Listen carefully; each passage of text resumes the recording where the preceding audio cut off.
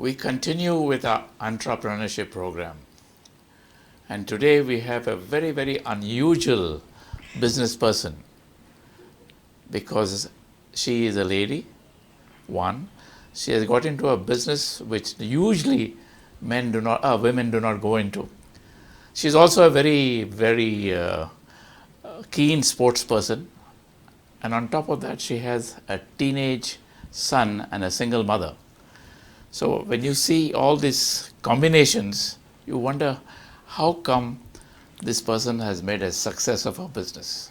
You will hear all about this right now from none other than Audrey Menezes. Audrey, thank you so much for coming and joining us today. I'm sure all the viewers today are very anxious to know how come a lady has got into real estate business. She's also a sports person, also looking after a teenage as a single mother. Quite incredible. Tell us all about it. Let's start first with what got you into real estate. I was working in Dubai and then I came back to Goa. So once I came back to Goa, I was working for a construction company. And then, as I was single, by then I was single, I started thinking, I have no money.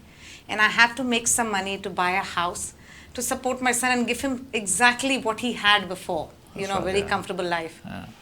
So as I was thinking, the salary will not help to me to buy a house, etc.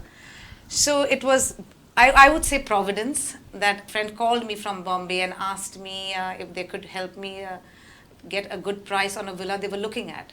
And a fellow colleague helped me, and the deal closed. And I just, out of the top of my head, I said, do you think you could give me 1% of commission? And this colleague now, who's with me now, we do work together as well, said to me, of course, I'll give you 1%.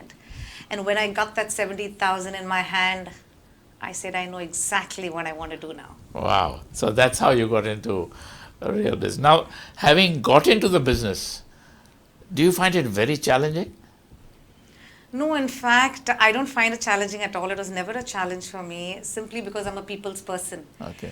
And also, besides that, in this business, you need a lot of inventory, a lot of contacts. And I'd say I know a lot of people. I have a lot of contacts, and I'm quite popular. Oh, right. Wonderful. Kidding. Okay, but yeah, so I just, all I did is I sat down one day on my phone and just messaged every person I knew, just mentioning, I'm new into this business, I'm just getting in, you think you could help me and share part of your real estate, whether it's rentals or sale or any requirement you have. And within a month, there was a flood of inventory and queries. So that's exactly how I started. It was quite sudden, but fantastically overnight. Fantastic, wonderful. Yeah. Now, the little I know about this business, I think it involves a lot of unusual or working hours which are very odd. Sometimes people want to see something at night and all that kind of thing. So that's why usually men are in this business. How do you cope with this kind of a issue, if it is true? What if I'm not? I would say 99% of the men rule this business, but the few women who are in it are doing extremely well. Right. Simply because, like you said, the late hours, but that's when you have your own business, you can choose your timings, you can choose the locations you want to be in and how exactly you want to conduct your business. Right. So for me, because I have a teenage son and he's in 12th grade now, but I drop him to school every day at 7:30 in the morning. I go to church, so my work starts by 8 or 8:30, unlike the other realtors and brokers who start at 10 or 11 in the morning. They think I'm crazy, but I just work half day so that I have the other half, to do sports and etc. So when a client asks me for any other time besides what I am allocating for my business, then I just say no.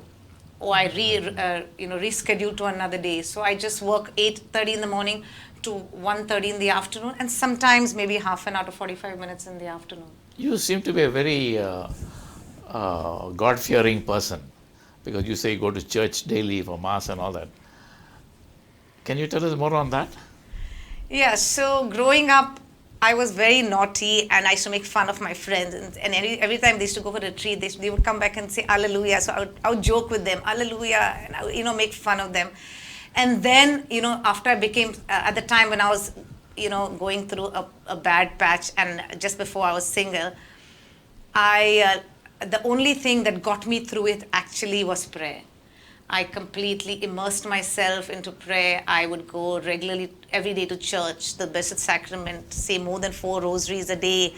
I would visit the old age home, the children's, the orphanages. And then my teacher who used to teach me science in school was the president of Vincent de Paul. And she heard what I was going through and she just called me one day out of the blue and she said to me, Audrey, what are you doing with your time? Come, join me, Vincent de Paul. I want you to be the secretary of Goa. Yeah, so I was quite busy with that and enjoyed it, yeah. So faith has got a lot to do with your success. Yeah, I'm very, very, I Wonderful, have a very wonderful. good, strong faith in So going back to the reality business, as you call it, who are your customers? Are they Goans or non-Goans? What is it? So there is 2 parts of the business really. So there is, or I'd say 3 parts. There's land, and then there is construction. I mean, built up spaces, which would say offices and villas and apartments. And then there is rental. So when it comes to rental, 90.9% it is the influx that is coming into Goa. The apartments, I would say 50-50. Okay. Yeah. Right. And sale of apartments. And villas is generally people who are moving into Goa.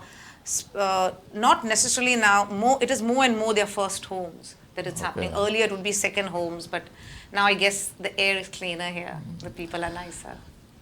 Yes, of course, after Delhi, what's going on in Delhi Yes. today, I can imagine how many people are coming here. But there is a limit to how much we can take because Goa is such a small state. But having said that, do you believe that Goans generally are afraid to rent out their apartments because they feel that they may never get it back? Is that a real fear or? Yes, it is. The Goans, I mean, they are really scared of renting. They always ask me, Audrey, what if the person doesn't give it back? So to keep their fears at bay, I say generally that, I could rent them only to people who are come on transferable jobs, who would finally in a couple of years or 3 years go back to their state. Right. And also there's another clause I say, which I've learned from a lawyer, is if you have 3 bedrooms in the apartment, you rent out the whole apartment, but you mention in the agreement that one room is kept back. But it's not so, but actually it's just for the point of tomorrow with the legal aspect and, if there are any loopholes. Oh, so I see. So if there is a 3-bedroom apartment Yes. and you mentioned that one room cannot be used effectively, but actually they can, but It's but being only used. for the agreement That's right. purposes. Oh, so there you are, listeners. If you think or you're afraid of your rent your house going away, make sure that this particular clause is in the agreement. And this is why you need experts like Audrey to tell us this thing kind of thing, because then you are safe and sure that you're doing the right kind of thing. Good tip, that one. Thank you, Audrey. That's nice. I know you have a fixed time for your real estate and for other things, but it also involves a lot of travel, doesn't it? Yes, in fact, I always say if I ever stop doing the amount of conversions I do now, or if I can't manage the timings, or I get tired, and as I'm 40 plus, I always say I know what I can do. I can be a taxi driver. Because I drive so much all over Goa. From the time from 8 to 1:30, I'm on the road all the time. I know all the by-lanes and lanes. Wow, incredible. But yes, but I try to stick to North Goa, because of the demographics. That's right. Yeah, exactly. Particularly with the bridge coming up, etc., etc. That's Correct. right. Yeah. Okay. Now you have been in business some time now, and what would you say is the one quality that one needs to have to be a success in particularly in your kind of business? So I would say it's honesty, integrity and honesty, because for the simple reason is we know when a land or a property is shown to us, we know the history of that. Because we're in the business, we hear a lot, and so it is very important for us to advise the client correctly. Whether you're the realtor on the landlord side, or you're the realtor on the client side, it is very important that you're honest both ways. You have to protect the interest of both. I'd say that. So that's what it is. Okay, honesty is the main issue for this kind of business, particularly. It's in every business, but this particular business. Now, tell me one thing that you have been in real estate now, and you spend a lot of time talking to people, etc., etc. Do you find generally people are honest, or they are? We've got some kind of people coming from outside Goa are not very. They are kind of. Yeah. So I have the knack of reading people. So if I feel, I remember watching a program of Oprah Winfrey, and Oprah said one sentence which stuck in my head, which said, the universe throws to you different things. It throws to you even hints to know whether it is a right feeling or a wrong feeling. If I have the slightest inclination or a feel that it is wrong or something is amiss, I immediately put off the client. For example, there was a client who came to me and wanted to rent this particular bungalow, and though I would make a lot of money on it, buy, I would make over 20 lakhs on it, and of the brokerage, because it was a huge bungalow, I felt something was amiss. And later I found out I was absolutely right, and the builder was very thankful to me. Because the person would have been in a community and ruined the peace of everyone there. And I flatly, when the client said, Audrey, I want to buy that villa, and without even asking the builder, I said, it's not for sale. The builder is not selling it. He's not selling it. Wonderful. He's keeping it back. Oh, that's very good. Okay, so now you spend half a day on reality. Then you got a son and a home to run. And then you are a sports person. Tell us the second part. How do you run the home and your son within the time constraints in a day? Okay, so, though I'm in the realty business, and like you said, maybe it's a man's job, there's a lot of movement, but I enjoy it. I enjoy it so much, I love it. So even if there's a day if I've decided to stay home, I'm just thinking, what do I do now? I love to meet new people and hear their experiences. Okay. And so I work till about 1:30 in the afternoon. First in the morning I drop him to school. He's a basketball player, so there are times when I have to drop him in at 6:30 in the morning. But I don't get home. I go to church and start my work immediately. Yeah. And then I wind up around 1:30. So that I pick him from school and then I take him home. We have lunch together, and I make sure I rest for 20 minutes because I'm on the road all day. People say, "Oh, you're like a true goer." I don't care what people say. I need my rest. Because I'm a sports person, and after that, I have to spend the afternoon with my son. So besides, I have to be rejuvenated to spend good quality time with him. Because in the evening, I again play. I go for my, for the sport that I play. I have training, and then in the evenings, I have to be energetic enough to spend the time with him. And we are very close, So, I need that energy for the one-on-one. Quite incredible. Yeah. So now we talked about your home and how you help your son and the food you'll eat together and the rest you take, etc. Tell us about the sports life, because I believe you're one of the people who are heavily involved in sports. Yeah, so my son sometimes teases me and says, you love your ultimate frisbee, that's the game I play a lot, more than me. Because in the evening, I keep 2 hours for the sport, no matter what. I don't take any appointments. So the sport is called ultimate frisbee, which is, the frisbee which you see people throwing on the beach, but it's not as flimsy as that. It's a little heavier. This game originated in 1958 in the US by a group of college kids, and in New Jersey. And now it's the fastest growing sport in the world. It is not already Olympics. An Olympic sport, but it's already recognized by Indian International Olympic Association, and it will be an Olympic sport in 2024. Right, okay. So so I play every day on the beach. In the rains, we play on Miramar Beach. Those who walk past will see us always there. And once the rains dry up, once the grounds in Kampala are cut and clean, we play on the grounds. So the sport is a field sport and a beach sport. Okay. So on a field sport, it is 7-a-side, and a beach sport, it is 5-a-side. So tell me, are these all women who played the sport, or is it only, what is it? Is it a mixed thing? So, we have a Goa team, which is called NASH, this GNASH. Among the over 100 teams there in India, we are the fourth top. Wow, okay. Yeah, so we are in the elite group. Almost 8 to 9 players in our team are from who are Indian, play for India. So ours is a mixed team, but in fact this month we are traveling to Surat because there is the first time there is an All India Women's Championship.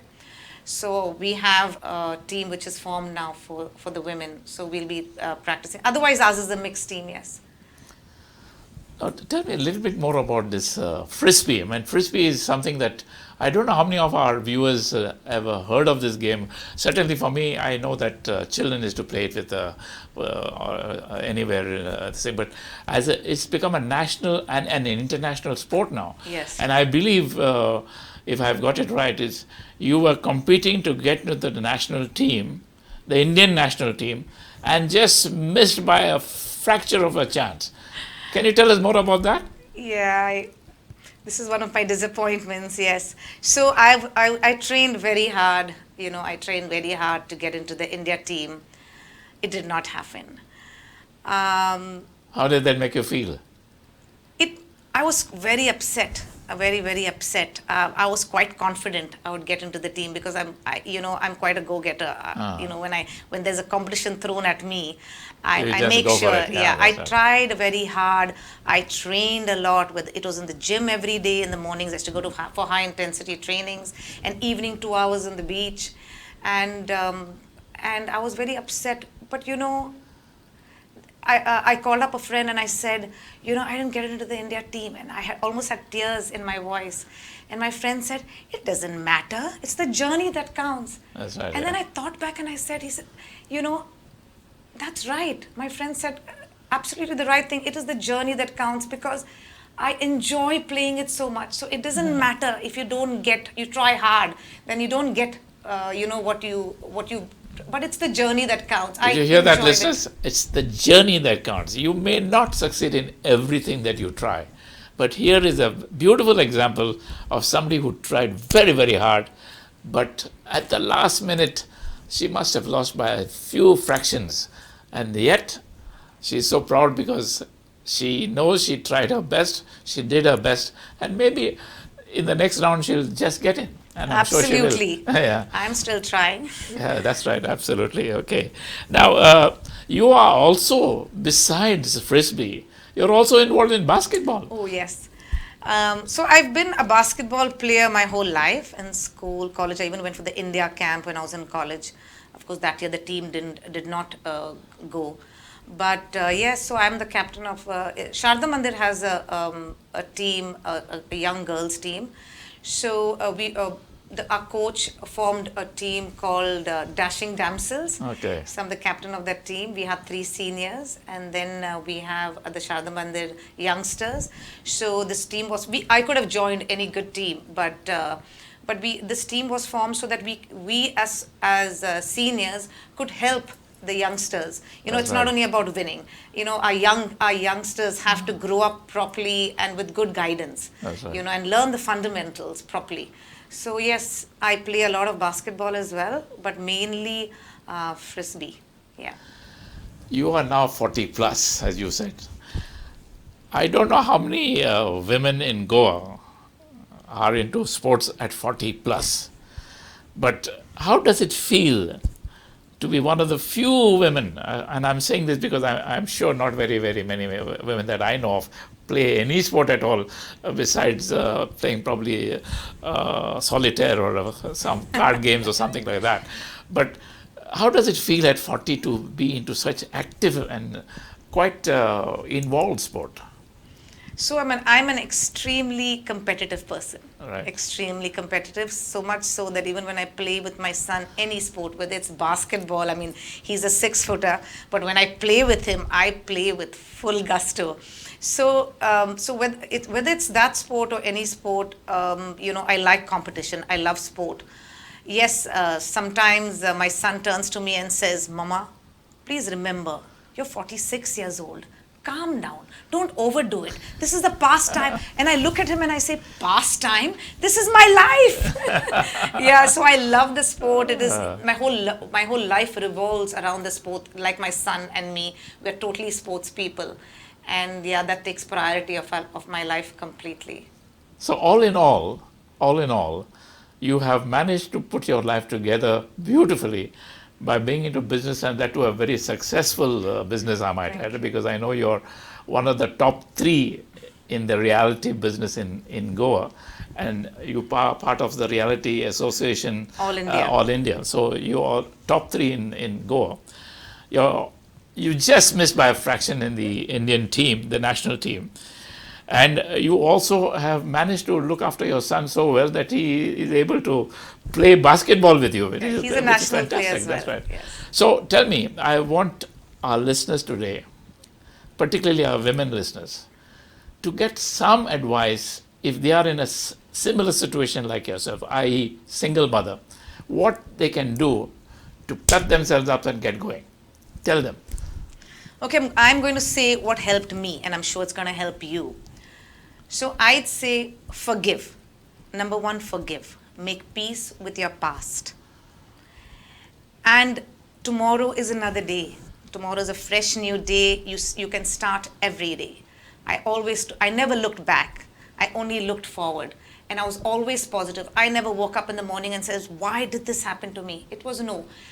I would say, I remember Oprah Winfrey's words, which said, what is the next thing I do to get myself ahead? What is the next thing I do?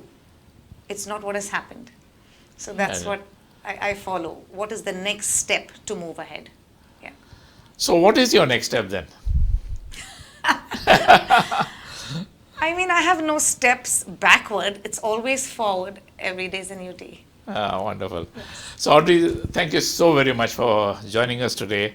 I'm sure this is a very, very beautiful pep talk for all single mothers out there who sometimes feel, "Oh my God, why did this happen to me?" And now you've heard that though it happened to Audrey, she has managed to overcome it. She is now one of the leading real estate agents in Goa. She's a leading sports person, missed by a fraction the Indian national team. And our son is very happy with having her for lunch every morning, every afternoon, breakfast, dinner. And what a beautiful life. Thank you so much. Thank you, Basil.